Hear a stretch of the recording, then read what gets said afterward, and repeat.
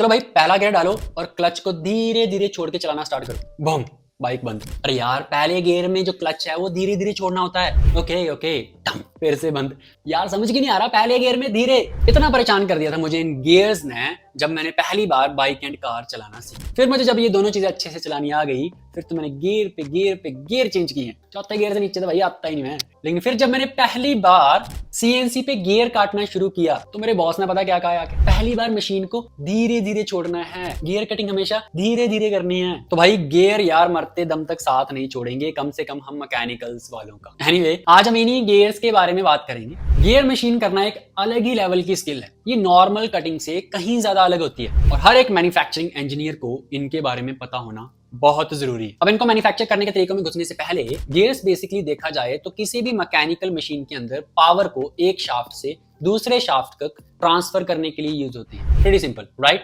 बिल्कुल नहीं। गियर का काम सिर्फ पावर ट्रांसमिशन करना नहीं होता, पावर को कई गुना बढ़ाना भी होता है। फॉर एग्जांपल, जब हम एक छोटे गियर को बड़े गियर के साथ जोड़ते हैं तो जो रोटेशन छोटे गियर से आ रही होती है वो बड़े गियर में स्लो हो जाती है, लेकिन उसकी टॉर्क यानी कि घुमाने की ताकत बहुत ज्यादा बढ़ जाती है। कितनी पावर बढ़ती है ये डिपेंड करता है गियर रेशियो पे। अगर छोटे गियर में 10 टीथ हैं और बड़े गियर में 50, तो बड़े गियर में जो पावर मिलेगी वो छोटे गियर से 5 गुना ज्यादा होगी। और इस पावर को बढ़ाने की कोई एंड लिमिट नहीं है। अगर आप चाहो तो सिर्फ अपने एक हाथ से किसी गियर को घुमा के हजारों केजी मटेरियल उठा सकते हो। बस फर्क सिर्फ इतना है कि वो बहुत ही स्लो स्पीड में उठे। अब गियर सुनने में जितने कूल एंड टैकी लगते हैं, इनको बनाना बहुत ही टेढ़ी खीर। मैं जहां भी जाता हूं कोई भी ऑपरेशन सिखाने में एक दिन से ज्यादा कभी नहीं लेता। और मुझे याद है कि जब मैंने पहली बार गियर कट किया मुझे 15 दिन लग गए सिर्फ गियर कटिंग की टर्मिनोलॉजी को समझने में। कुछ गियर कटिंग प्रोसेस तो आंखों के सामने चलते हुए भी समझ नहीं आते कि यार ये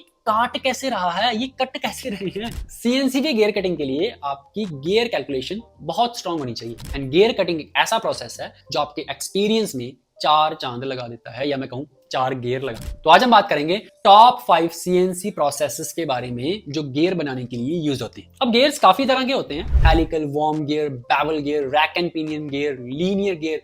बट हम स्पेसिफिकली स्पर गियर्स के बारे में बात करेंगे जो सबसे ज्यादा यूज होने वाला गियर टाइप। हम जानेंगे कि ये किन मशीन्स पे बनते हैं, कैसे टूल्स की जरूरत पड़ती है एंड कौन कौन सी चीजें ध्यान में रखनी पड़ती हैं। So be with me till the end of this video and let's start. Gear processes की लिस्ट नंबर 1 पे आता है गियर होबिंग प्रोसेस। ये गियर कटिंग का सबसे ज्यादा यूज होने वाला सबसे इजी प्रोसेस है, जिसमें एक स्पेशल होब कटर का यूज होता है गियर कटिंग के लिए। होब एक सिलेंड्रिकल टूल होता है जिसके ऊपर हेलिकल टीथ बने होते हैं जिन्हें हम कटिंग एजेस भी बोलते हैं। सीएनसी गियर होबिंग मशीन में गियर ब्लैंक और होब कटर दोनों एक साथ सिंक्रोनाइज्ड करके घुमाए जाते हैं। कटर कंटिन्यूस रोटेशन में वर्कपीस के साथ घूमता रहता है और धीरे धीरे उसके ऊपर सेम शेप के टीथ बना देता है। यानी होब कटर एंड वर्कपीस एक पर्टिकुलर गियर रेशो में रोटेट करते हैं और ये रेशो गियर के टीथ काउंट और होब के थ्रेड्स के हिसाब से सेट होती है। अगर हल्की सी कैलकुलेशन भी ऊपर नीचे हुई तो सब कुछ खराब। गियर होबिंग प्रोसेस फास्ट और हाई प्रोडक्शन कंपनीज में यूज किया जाता है। ऑटोमोटिव इंडस्ट्री में मास प्रोडक्शन गियर कटिंग के लिए होबिंग बहुत ही पॉपुलर है। इस प्रोसेस की खासियत ये है कि ये बहुत वैरायटी के गियर बना सकता है। Spur gear, helical gears, worm wheels, sprockets, सब कुछ एक ही होब मशीन पे बन सकता है। बस अलग अलग होब कटर्स एंड सेटिंग्स की जरूरत होती है। मशीन की बात करें तो गियर होबिंग के लिए डेडिकेटेड होबिंग मशीन्स आती हैं। ये सीएनसी भी हो सकती हैं या मैनुअल भी। मशीन के सीएनसी कंट्रोलर को हम गियर के पैरामीटर्स देते हैं जैसे module, number of teeth, cutter speed, feed rate etcetera. CNC controller होब की रोटेशन और ब्लैंक की रोटेशन को इलेक्ट्रॉनिकली सिंक्रोनाइज करता है। प्रोग्रामिंग यूजुअली पैरामीट्रिक या फिर कन्वर्सेशनल होती है, यानी एक एक कोड देके पाथ नहीं बनाया जाता, इसमें स्पेशल गियर साइकिल्स चलते हैं। लेकिन गियर होबिंग की सबसे बड़ी लिमिटेशन ये है कि इस प्रोसेस से इंटरनल गियर्स नहीं काट सकते, यानी ओडी पे गियर कट सकते हैं लेकिन आईडी पे नहीं। उसका कारण ये है क्योंकि होब को गियर के बाहर 360 डिग्री में घूमने की जगह चाहिए होती है। छोटे बोर्स के अंदर होब फिट नहीं हो सकता। ऐसी सिचुएशंस में हमें दूसरे मेथड यूज करने पड़ते हैं जिनकी हम आगे बात करेंगे। लिस्ट में नंबर 2 पे आता है CNC gear shaping process. Gear shaping एक ट्रेडिशनल कटिंग प्रोसेस है जो आज भी बहुत ज्यादा यूजफुल है, स्पेशली जब हम इंटरनल गियर्स या फिर शोल्डर के पास गियर बनाना हो। इस प्रोसेस में कटर खुद एक छोटे गियर या फिर पिनियन के शेप का होता है। आप आसान भाषा में ये समझ सकते हैं कि एक गियर दूसरे गियर को अपनी शेप देता है बेसिकली। बस शेप देने वाले गियर का मटेरियल शेप लेने वाले गियर से काफी हार्ड होता है और उसके जो टीथ होते हैं वो अच्छे से ग्राइंड किए होते हैं ताकि उनकी शार्प एजेस बन जाए। गियर शेपिंग मशीन में कटर को वर्टिकली रेसिप्रोकेट यानी कि ऊपर नीचे किया जाता है और हर स्ट्रोक के साथ कटर थोड़ा सा रोटेट करता है एंड साथ साथ में वर्कपीस भी एक डिफाइंड रेशियो से रोटेट होता रहता है ताकि कटर के एक एक स्ट्रोक से नया टीथ कट होता रहे। हर एक स्ट्रोक पे कटर अपने दांत से ब्लैंक का थोड़ा थोड़ा मटेरियल काट के उस पे शेप देता रहता है और इस तरह से गियर कटते रहते हैं। ये प्रोसेस तब तक रिपीट होता रहता है जब तक सारे टीथ कट ना हो जाएं। गियर शेपिंग की खासियत ये है कि ये एक्सटर्नल गियर्स तो बना ही सकता है, साथ में इंटरनल गियर्स भी बना सकता है, जो चीज होबिंग पे पॉसिबल नहीं है। अगर हमें किसी रिंग के अंदर गियर कट करने हैं वहां गियर शेपिंग प्रोसेस यूज होता है। आज के टाइम पे सीएनसी गियर शेपर मशीन्स भी आती हैं जिसमें स्ट्रोक, लेंथ, स्पीड, इंडेक्सिंग सब प्रोग्राम से कंट्रोल किया जा सकता है। प्रोग्रामिंग की अगर बात करें तो सेम गियर होब की तरह हमें प्रोग्राम में गियर के teeth count, module end cutter size input करना होता है और मशीन अपने आप कैलकुलेट करके हर स्ट्रोक के बाद ब्लैंक को कितना घुमाना है ये डिसाइड करती है। लेकिन गियर शेपर्स में पंगा ये है कि शेपिंग प्रोसेस थोड़ा स्लो होता है होबिंग के मुकाबले, क्योंकि ये एक रेसिप्रोकेटिंग प्रोसेस है, कंटिन्यूस नहीं। इसलिए सेम गियर को बनाने में ज्यादा टाइम लग सकता है जो होबिंग मशीन में कम टाइम में बन रहा है, स्पेशली जब टीथ ज्यादा हो या फिर मटेरियल हार्ड हो। होबिंग के कंपैरिजन में शेपिंग मशीन की रिजिडिटी भी कम होती है, तो हैवी कट या फिर बहुत बड़ा गियर शायद शेपिंग मशीन पे ना बनाया जा सके। अगर मॉड्यूल बहुत बड़ा है तो शेपिंग कटर भी बड़ा लगेगा और स्ट्रोक भी बड़ा चाहिए, जिससे प्रोसेस और भी स्लो हो जाता है। नंबर 3 पे गियर मैन्युफैक्चरिंग प्रोसेस में आता है सीएनसी 5 एक्सिस मिलिंग ऑपरेशन। नाम से ही पता चल जाता है कि ये process 5 axis CNC milling machine use करके गियर के दांत काटने के लिए यूज होता है, बिना किसी डेडिकेटेड गियर होबर या फिर शेपर के। 5 एक्सिस मशीन्स में हम या तो एक फॉर्म कटर यूज करते हैं जिसके एज सेम गियर की प्रोफाइल के हों, या फिर एक normal and mill cutter use करते हैं। ये मशीन हमें अलाउ करती है कि हम गियर ब्लैंक को एक रोटरी एक्सिस पे होल्ड करके और टूल को दूसरे एक्सिस पे घुमा के हर टूथ को रिक्वायर्ड एंगल पे मिल कर सके। तो बेसिकली ये नॉर्मल मिलिंग की तरह ही काम करता है। सैंडविक कॉर्मेंट कंपनी ने एक फेमस मेथोडोलॉजी डेवलप करी है, इन्वो मिलिंग, जिसमें 5 एक्सिस मिल टर्न मशीन और स्टैंडर्ड टूल से अलग अलग गियर प्रोफाइल्स कट किए जा सकते हैं, यानी कि सेम टूल से किसी भी तरह का गियर। इसमें आइडिया ये है कि एक ही फ्लैट मिलिंग कटर को थोड़ा टिल्ट करके और पाथ को कंट्रोल करके गियर की शेप को बनाया जा सकता है। जबरदस्त। सुनने में ये थोड़ा सा कॉम्प्लेक्स एंड टैकी लगता है, पर कैम सॉफ्टवेयर इसको काफी आसानी से कंट्रोल कर लेते हैं, हमें मैनुअली प्रोग्रामिंग नहीं करनी। 5 एक्सिस मिलिंग का सबसे बड़ा प्लस पॉइंट है फ्लेक्सिबिलिटी। आपको हर नए गियर ज्योमेट्री के लिए कोई स्पेशल मशीन खरीदने की जरूरत नहीं है। एक जेनरिक 5 एक्सिस सीएनसी मशीन सारे काम कर देती है, सिर्फ प्रोग्राम बदलने की देर है। ये मेथड उन वर्कशॉप्स के लिए बड़ा यूजफुल है जहां प्रोटोटाइप्स या फिर स्मॉल गियर बैचेस बनाने हो। अगर आपको 4-5 डिफरेंट टाइप के गियर्स बनाने हैं थोड़ी थोड़ी क्वांटिटी में, तो इसका कोई मतलब नहीं बनता कि आप हर एक तरह के गियर के लिए अलग से होबर या फिर अलग से कटर खरीदो। तो 5 एक्सिस मशीन पे ये सेम ही कटर से कट जाते हैं। अब इस प्रोसेस की सबसे बड़ी दिक्कत ये है कि अगर आपको बहुत बल्क में गियर बनाने हैं तो फिर ये मेथड इकोनॉमिकल नहीं रहेगा।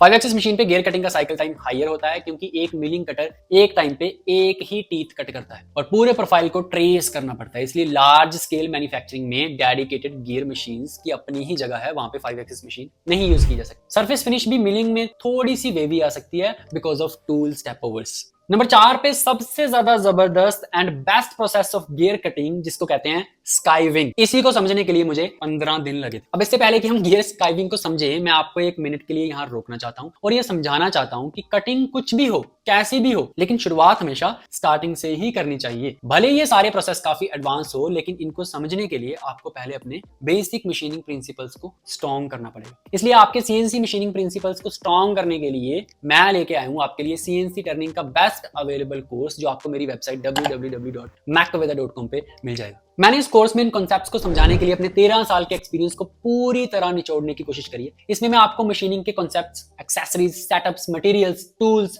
सबके बारे में जानकारी दूंगा, और इतना ही नहीं, प्रोग्रामिंग को बिल्कुल बेसिक से स्टार्ट करके एडवांस लेवल के साइकिल्स तक समझाऊंगा।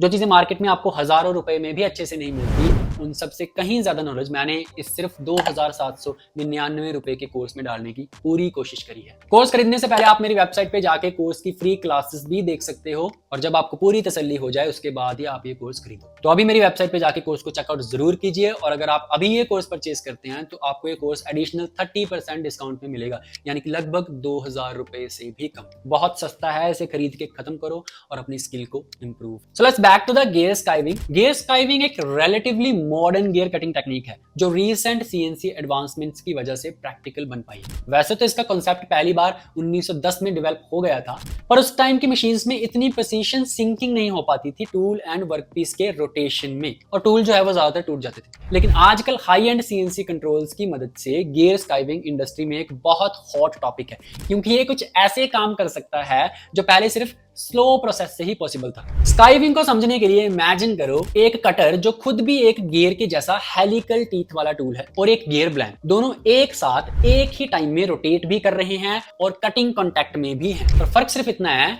कि अनलाइक होबिंग, यहाँ कटर थोड़े से एंगल पे माउंट होते हैं वर्कपीस के कंपैरिजन में। वो एंगल कुछ इस तरह का है कि कटर के टीथ ब्लैंक के टीथ को एक शेविंग एक्शन की तरह काट सकते हैं। स्काइविंग में टूल जैसे जैसे ब्लैंक घूम रहा है, एक स्क्रू की तरह अपने आप को अंदर घुसाता हुआ टीथ स्लाइस करता हुआ जाता है। ये सुनने में बहुत कॉम्प्लेक्स है क्योंकि सिंक्रोनाइजेशन बहुत क्रिटिकल तरीके से होती है इसमें। और मैंने जब ये ऑपरेशन किया था उस टाइम पूरे इंडिया में उस मशीन पे ये ऑपरेशन पहली बार हो रहा था, तभी 15 दिन लगे मुझे। इसकी सबसे बड़ी खासियत है जो कोई मैच नहीं कर सकता, वो है इसकी इनक्रेडिबल स्पीड। शेपिंग की बात करें तो एक इंटरनल रिंग गियर बनाना हो लगभग 30 टीथ वाला तो हो सकता है 20 से 25 मिनट लग जाएं, लेकिन स्काइविंग से वही गियर सेकंड्स में बन सकता है। 1 2 3 डन। गियर स्काइविंग करने के लिए truly multi axis CNC machine चाहिए। आप नॉर्मल 3 एक्सिस मशीन पे ये प्रोसेस नहीं कर सकते।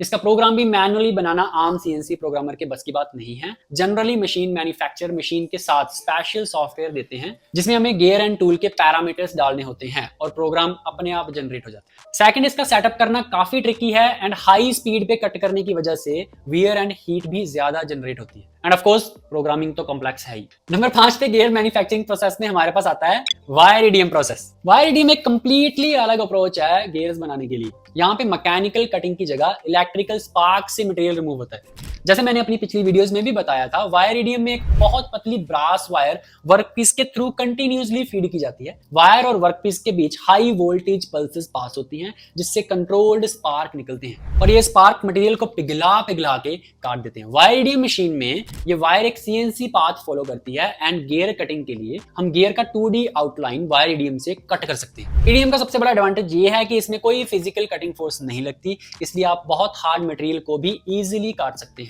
जो गियर स्टील्स हीट ट्रीटमेंट के बाद बहुत हार्ड यानी लगभग 60 HRC तक पहुंच जाते हैं, उन्हें आप ईडीएम से फाइनल शेप दे सकते हो। ईडीएम की एक्यूरेसी बहुत हाई होती है। इसका मतलब आप छोटे से छोटा फाइन पिच गियर या फिर स्प्लाइन भी ईडीएम से कट कर सकते हो, वो भी बहुत प्रिसाइजली, जो कि कन्वेंशनल मशीनिंग प्रोसेस से शायद पॉसिबल ना हो। बट लिमिटेशन की बात करें तो ईडीएम की सबसे बड़ी लिमिटेशन है स्पीड। ये बहुत बड़ा ड्रॉबैक है ईडीएम का। Wire EDM machining mechanical cutting से काफी स्लो होती है।